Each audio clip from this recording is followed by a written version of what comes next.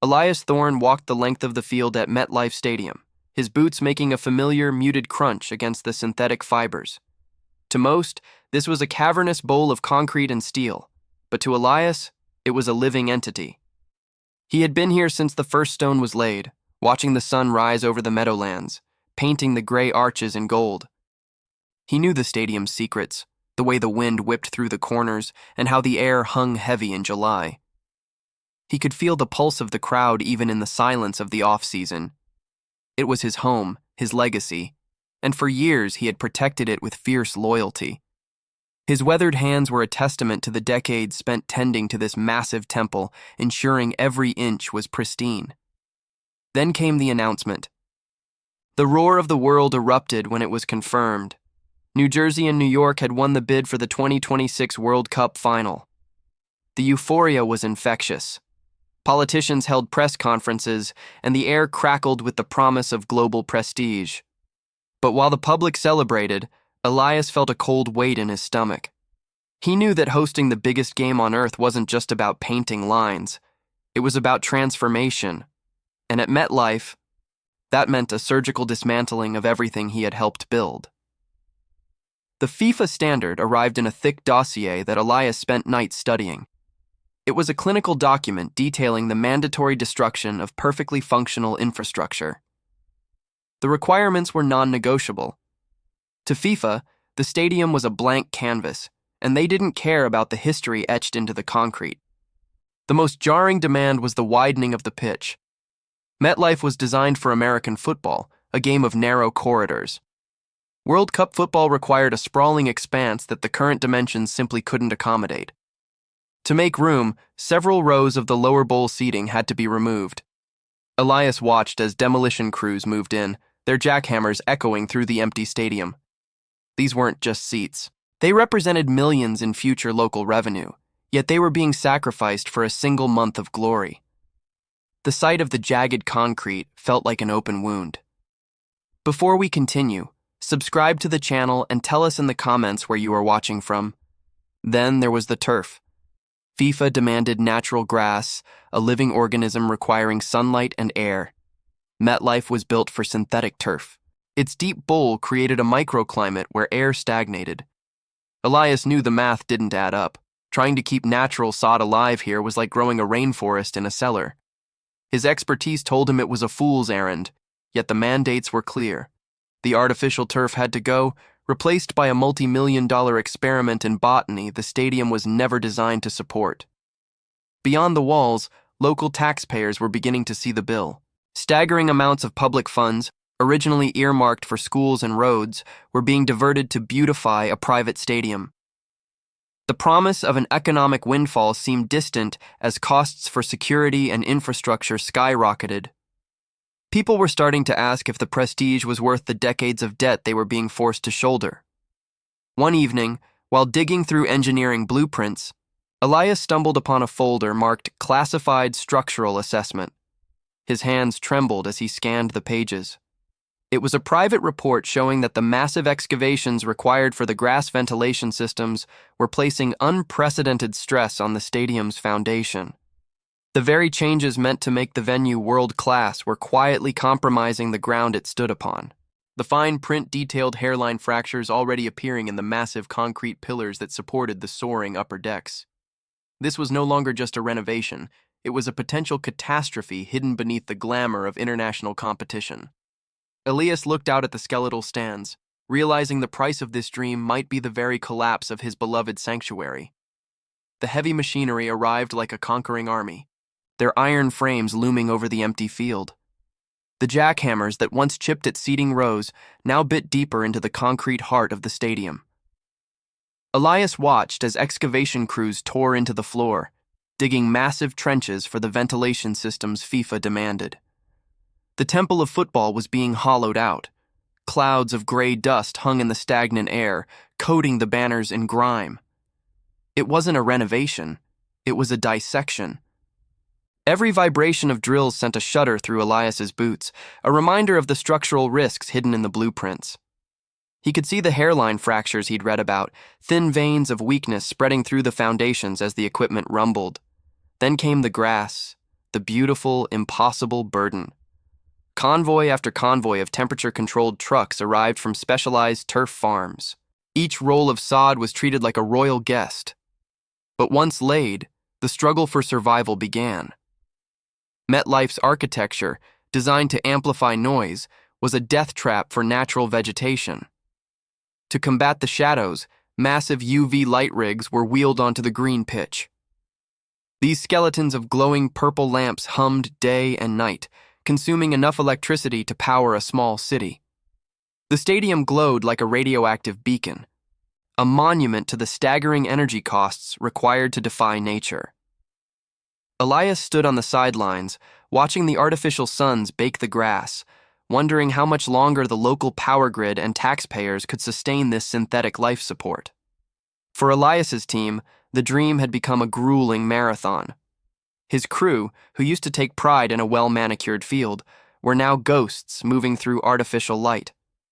They worked 20-hour shifts, faces etched with exhaustion. His lead technician fell asleep standing up against a cold concrete pillar. The pressure from the FIFA overseers was relentless.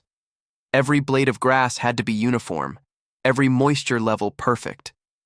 The human cost was measured in missed milestones and strained marriages, a silent toll paid in the shadows of the grandstands while the excited world waited for the first whistle. Outside, the promises of an economic miracle were souring. Local restaurant owners, who spent life savings preparing for global fans, found themselves walled off. FIFA's exclusive zone regulations were a chokehold, prohibiting non-sanctioned business near the stadium. The World Cup boom was a closed loop, with profits flowing to global sponsors while residents watched from behind security fences. The frustration was palpable. A growing resentment against the corporate giant that had moved into their backyard and locked the doors to the local residents. Meanwhile, the budget was hemorrhaging money. Costs for specialized labor and materials surged as supply chains buckled. There were hidden fees for security, anti-drone systems, and biometric scanners that never appeared in the initial brochures. Taxpayers were now staring at a deficit that would take generations to repay, all for a pitch designed to be ripped out and thrown away the very moment the trophy was lifted. One afternoon, Elias cornered a FIFA official. He pointed to the discarded synthetic turf and the sheer volume of water pumped into the grass. "We're burning more resources in a week than this stadium uses in a year," Elias argued, voice raspy from dust. "It's an environmental disaster for a 90-minute game." The official didn't look up from his tablet. He simply adjusted his expensive designer suit. "Perfection has no budget, Mr. Thorne. The world wants a spectacle, and we will give them one, regardless of the local waste." The breaking point arrived a week before a crucial test match. A sudden torrential downpour lashed against the stadium. The high-tech drainage system, designed at great expense, groaned under the pressure. As Elias rushed to the basement, he heard rushing water. A pipe burst, and the lower corridors were flooding. The water was rising fast, threatening the electrical vaults and the very newly laid $50 million pitch. The dream of perfection was literally drowning, and Elias was the only soul left to stop the incoming destructive tide. The basement of MetLife Stadium was a dark, suffocating cavern filled with the smell of diesel and stagnant water. Elias Thorne stood waist-deep in the oily flood, his hands fumbling with the heavy intake of a portable pump. His team worked alongside him in silent desperation, their headlamps cutting through the gloom like flickering stars. For 36 continuous hours, they waged a private war against the failed drainage system. They were men possessed, driven by a professional pride that had outstripped their loyalty to the project itself. By the time the water finally receded, they were shells of themselves, their eyes sunken and their skin gray. Elias had missed his daughter's graduation to stay in this hole, and his lead technician had missed the birth of a grandchild. They had sacrificed their health for a plumbing failure that the FIFA official would later dismiss as a minor glitch. When the afternoon of the World Cup final arrived, the stadium was a masterpiece of architectural deception. Under the brilliant New Jersey sun, the pitch looked like a jewel, a perfect rectangle of emerald velvet. The television cameras focused on the vibrant green, broadcasting an image of absolute perfection to billions of viewers. No one saw the structural band-aids holding the lower tiers together or the hairline fractures in the concrete pillars. The world saw a triumph of global sportsmanship, but Elias, standing in the mouth of the player tunnel, saw a beautiful lie constructed on a foundation of local ruin. The opening ceremony was a thunderous explosion of color and sound. As the roar of 80,000 fans sent a physical shudder through the stadium's frame, Elias could feel the vibrations deep in his marrow. He watched the FIFA official in the VIP suite, a man who looked down at the field with the cold satisfaction of a conqueror. To the official, this was a successful metric, a completed checklist. He didn't see the millions of gallons of wasted water or the staggering electrical bills that had pushed the local power grid to its breaking point. To him, the spectacle was everything. The sacrifice was invisible. The irony of the event's success tasted like ash in Elias's mouth. While the world celebrated a stunning winning goal, Elias looked down at the grass beneath his boots. This $50 million miracle of horticulture, nurtured under artificial purple suns for months, was already being prepared for the landfill. The moment the trophy was lifted, the heavy machinery would return. The grass would be ripped out and discarded like trash to make way for the return of the synthetic turf required for the NFL season. All that effort, all that environmental waste, for a 90-minute television broadcast. It was a disposable monument to corporate ego.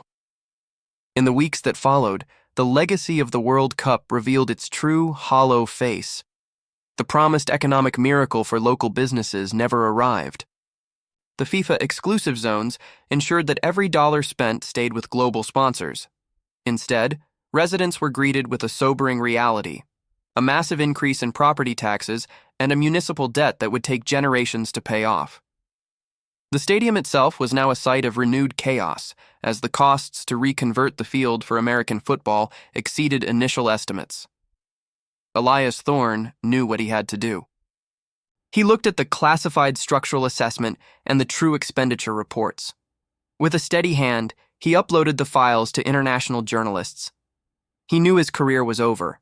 His legacy at the stadium burned to the ground, but the truth was the only thing he had left to protect.